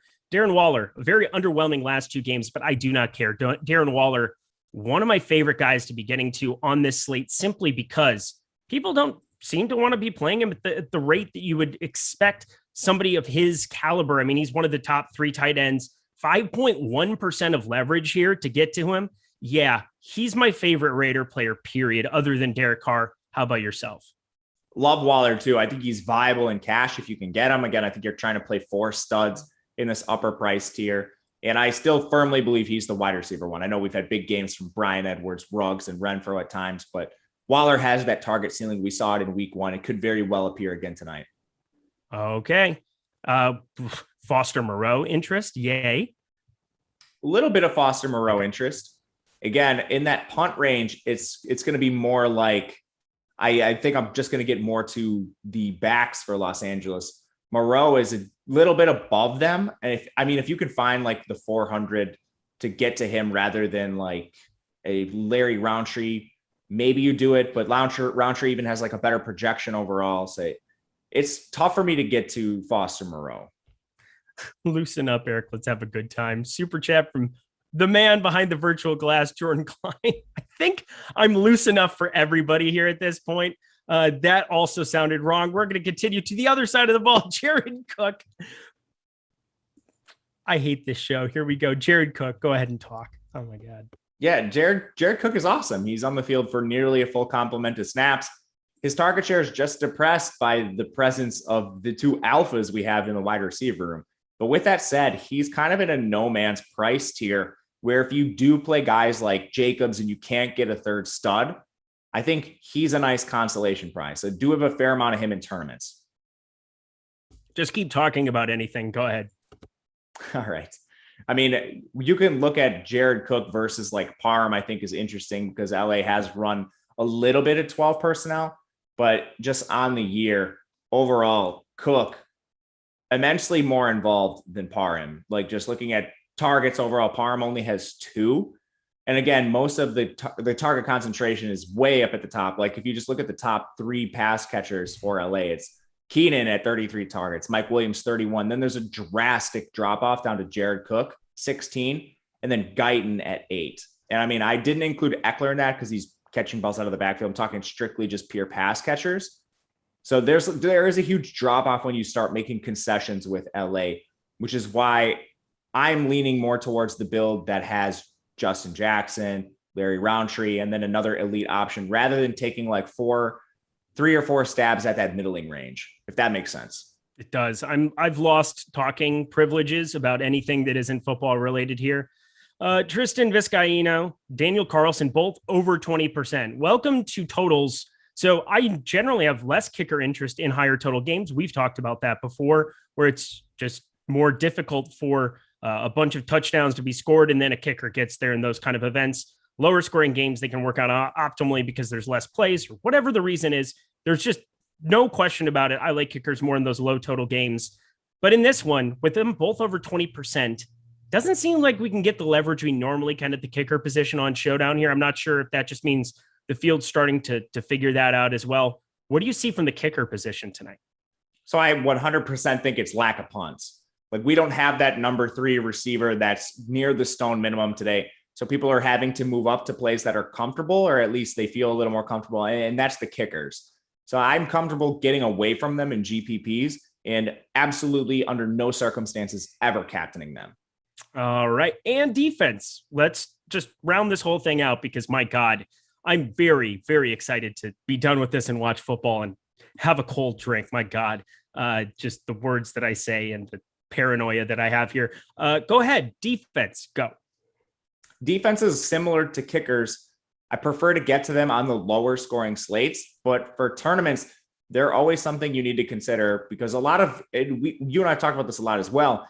Defensive production doesn't always come down to like their defense actually having a good game. It comes down to like big splash plays and individual moments where you're catching an interception, recovering a fumble, scoring a touchdown, getting a kick return, which doesn't necessarily hurt the opposing players on the other side. And in fact, in some ways it helps them. So for defenses tonight, I think getting to them in tournaments does make some sense. Rarely getting any of them in the captain, but I think they are a bit underrepresented as far as ownership, especially with the kickers coming in so high. All righty. And that is everything, position by position.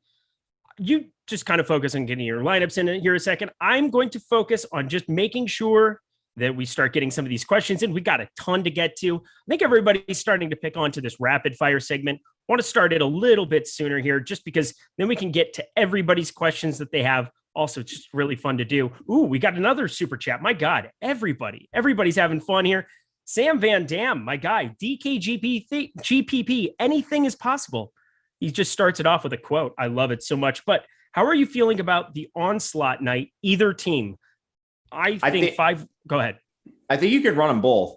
I think it looks better with Los Angeles, again, because of how concentrated they are. So in cash games, I think you're looking at 5-1s or 4-2s. 3-3s I'm not as excited about because it's hard to predict where Las Vegas is going to go with the ball. Not the case with Los Angeles.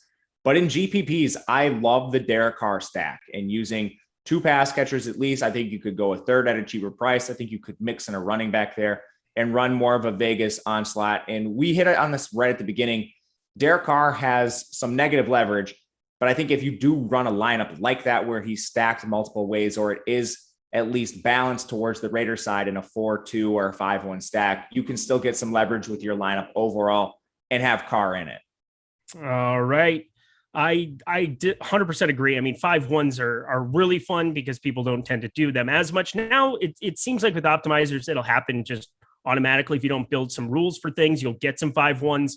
Might not look the best, but again, yeah, if you get some kind of a wonky game script, I mean, Vegas gets a defensive touchdown. You have the Raiders defense in there. Nobody's got that in a 5-1 either. I'm kind of putting that together in a couple of game scripts where it's going to go a little bit lower scoring. More people building for all the upside with every single skill position here. But if you see Austin Eckler, even on the other side, 5-1 on the other side with Keenan Allen, we know where some of that other production is going to go. Keenan Allen, Mike Williams, those guys. You captain Austin Eckler, you play Chargers defense, you play Vizcaino, and you're set to go. So I think there's a lot of ways that are really, really fun on this slate to get different with some of those 5-1s. But thank you so much for the super chat. Let's get to some questions. You ready to rock, my dude? Yeah, is this our rapid fire? This is our... I got to think of a better name than this. Jordan Klein does not look enthused about this. He's just like, do I have to play music again? Do I have to play music? I don't want to play music, but you should play music. It's kind of like... No. Okay, cool. We have music going. I'm excited.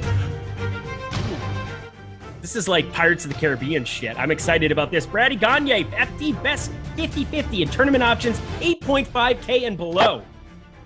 Honestly, for cash, I think it's the Chargers kicker. First of all, do you agree with that? Whoa. Yeah, it is. 100%. For cash yes, specific. Cash 100%. Yes. In tournaments, I think it's Jared Cook. I would agree with that. And I would also throw some Guyton into your life. Agreed. I think Cook is borderline cash. Yeah, you've got that. Roundtree's down to 6,500. Do you see anything 6K or below? Because Alec Ingold, people are trying to make a thing, and I just don't want to do it. Scored the first touchdown in Las Vegas history. Went to Wisconsin. Oh, my God. Not playing him. Yeah, no, fullbacks. Never fullbacks. Here we go. Going along. Boom, At here we go. Is Kenyon Drake... Parham's the only viable option. Okay, thank you for answering that. Is Kenyon Drake okay for DK cash? ? Yes, I did that, Nathan Joyce. No. Thoughts on playing a kicker tonight, DK GPP? Cook a better play? ? In GPPs, probably all things considered, yes. All right, are you going to be doing the comfortable with kickers? Somebody said Eric Dukerman, please. There you go. Paul George or Tylenol? Wow, that's a great question. I don't have an answer. They're both horrific. Let's see.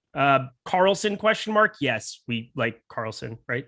Like Carlson, yes. Yeah. Chargers D or Raiders D ? Chargers D. Just comes down to the spread of the game. Rinpack is a god. Agreed. Cool. Carr or Eckler? Here we go. Eckler. Edwards absolutely overcooked from Sean V. Not absolutely. I think it's close. I would agree with that. Shocking. We disagree with the Sean V take. Ingold ? Negative. No fullbacks. Negative Ghost Rider. Herbert, Carr, or Stafford, Russell. What is happening with that one? I don't understand. That's got to be a season long or something. Yeah, I don't know. Somebody said I missed Puppet Lindquist. I missed Puppet. Oh, that was loco. I missed Puppet Lindquist very, very much. Let's see. DK Cash, Jackson captain with all the studs, or Herbert captain? Herbert captain, 100% not close. Ooh, so you're going against. You like the 3 studs instead of the 4 stud build. So that was Jackson in captain, right? Or Herbert in captain? Yeah, it said Jackson in wrong? captain. Jackson in captain or Herbert in captain? For Cash, DK Herbert Cash. in captain. Yeah. Okay, for Cash, Herbert in captain, and you said not close, correct? No, I think Jackson's fine, but in a flex. I'm never captaining him. Best cash play 5,600 or below for DK. Probably the kickers. I would agree. That's the correct answer. You win a prize. Roundtree ain't even going to play a snap tonight. He's going to play a snap. He's going to play a snap. Who for captain? Oh, $5 super chat. Captain MVP for DK and FanDuel. Your favorite captain for DK, go. GPP or Cash? For Cash, let's go GPP, I'm assuming, is what I'm assuming the question. Mike Williams. Oh, I love you so much. And for Is that FanDuel, yours? Is that yours? He's my favorite. Yeah, he's my favorite play of the slate. Let's ride. I love you so much. FanDuel. FanDuel is a little bit trickier. Salary is hard. It's hard for me to get away from the quarterbacks there, but if I'm not playing Herbert, it's probably going to be Eckler for the sake of being contrarian, but I think I could see that going a number of ways. Derek Carr is going to be underrepresented. I promise you. Carr too. Derek Carr is my favorite for FanDuel. Not close. So I'll do the not close on that one here. Do you have to play both QBs in FD cash? Yes, you do, Quinn M. I agree. Let's see. They're both cash. in my cash lineup, yes. Oh, they are? Yeah, the same if I were playing cash, but I'm not. I'm just jamming a bunch of ticket stuff. In cash, we can afford... so this is a long-winded question. Here we go. In cash, we can afford 4 of the 5 studs. Which one would you drop? Waller. I would agree. I think that's the right one, but that's also why he's my favorite for tournaments. That shouldn't... Overall, best player prop tonight, under 12.5 on Larry Roundtree. Ooh, that's a good one. I did not see that one. Mm-hmm. I was on Eckler's rushing prop earlier today. I'm not sure if it moved. It was sitting at 56.5. I do not have it up. It might be on PrizePicks now, 44.5 over on Josh Jacobs. That's a really good one too. I like that one as well. I think that one looks good. Carr or Herbert? That's like 45 iterations of that question. Herbert. Favorite captain if not playing a QB? That's a fun question. GPP, Mike Williams. Otherwise, it's probably Keenan. I would probably take a running back if there's going to be no QB in that lineup. That's a good thought too. So no QB at all, or just no QB in the lineup? No QB in the lineup. Okay, misunderstood that. Eckler then. Okay, love that part. Guyton captain in a large field GPP? Why not? I agree. Renfro captain DK question mark. Oh yeah, you could definitely do that. Yeah, it's pretty easy to make some Renfro stuff you like. Plus, he has touchdown potential. I never get my comments read, but will still listen religiously. TTID forever. I just read your comment, so you can't say that ever again. Drake or Cook? Cook. Thoughts on punting the last spot on FanDuel? Have fun. What do you mean punting the last spot on FanDuel? I think they just mean like 5,500, and you play 4 skill position guys, and you basically are plugging a 0 in. It's not going to work out a lot of the time, but it's viable. Why not just play like Roundtree or something? I think I would play Larry Roundtree. That's weird to say. There's your one build where you could actually use him. 1,800 and below best play. 1,800 and below? Oh yeah, we are scraping the barrel here. Justin Jackson. I kind of cringed a little bit. Drake Edwards or Cook in cash? Say that again. Drake Edwards or Cook in cash? So I'm assuming which one of the 3? Do you prioritize those 3? Drake, I think Edwards and Cook are close. Okay. But it's probably Edwards. He plays more of a full-time role. Herbert or Carr, captain DK cash? Herbert. Renfro or Ruggs for small field single entry? Ruggs. All right. He just is less owned. It comes down to that. Those were great questions from our premium Slack. Thank you so much. Everybody get in there, because as soon as those come in and hit up on the iPad, I'm reading those off every single time. Edwards or Carlson? Question mark. Edwards. Nobody below 1,800 to play. That's probably the right answer. Donald Parham or Ingold? Parham. I Parham. love those questions. That's good times. Larry Roundtree or Donald Parham as a last punt piece in? Roundtree. Yeah, I think Roundtree too, which is so dumb to say out loud. Jacobs or Barber? Jacobs. Jacobs is in. Jacobs is in, so you got to play Jacobs. Barber, it's simply like I would put him in captain in the event that Josh Jacobs is just dead to the world. And then you have a guy who has 100 plus yards bonus potential. I think I would probably just captain or bust with him in like 1 of 150. That's just my take on that. Starkist or generic tuna from Jordan Klein? I am a Starkist guy. Let's see. Barber at all tonight for you? Little bit. There's a world where you could see Josh Jacobs having a setback. He's been hurt a lot. That's all I really will say. Captain Guyton and Eckler or Captain Edwards and Allen? Edwards and Allen. Arms, shoulders, knees, or toes? Shoulders. Love shoulders, man. What a great call. We were made for each other. Also, pause. No QBs and all running backs and wide receivers in a lineup. No QBs, all running backs, all receivers. Yes. I would say in that situation, you're playing for a very low scoring affair. Consider some defenses, consider some kickers. And also, if you're going to do that, play running back in the captain for the love of God, because you're basically saying, I expect there to be enough passing volume, but none of them score a touchdown. Yeah. Because then the quarterback would obviously be super, super correlated to them. And it would be tough to imagine that being something that worked. Eckler or Mike Williams? I mean, we're just going to say Mike Williams every time, but Eckler's an awesome play too. Agreed. Best TV product ever, ShamWow or ShamWow? I don't know what that is. It means a ShamWow. Hogs or Rebels? Oh, see, now we're just getting silly here. We got 1 minute. We got 30 seconds here. Any final words for the people from you as we round out this segment? Thank you, first of all, to everybody that donated a super chat. Really generous. Really appreciate that. We love doing these shows. And for everybody viewing, thank you so much for being here. It's a blast doing these with you all.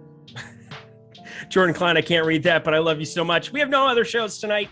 This was a blast. I hope you guys all enjoyed it. Hit the like button. Hit the subscribe button on the way out. Thank you so much to the man behind the virtual glass, who I know exists and is not a figment of my imagination because I saw him in real life on Saturday. Jordan Klein, thank you so much, my dude.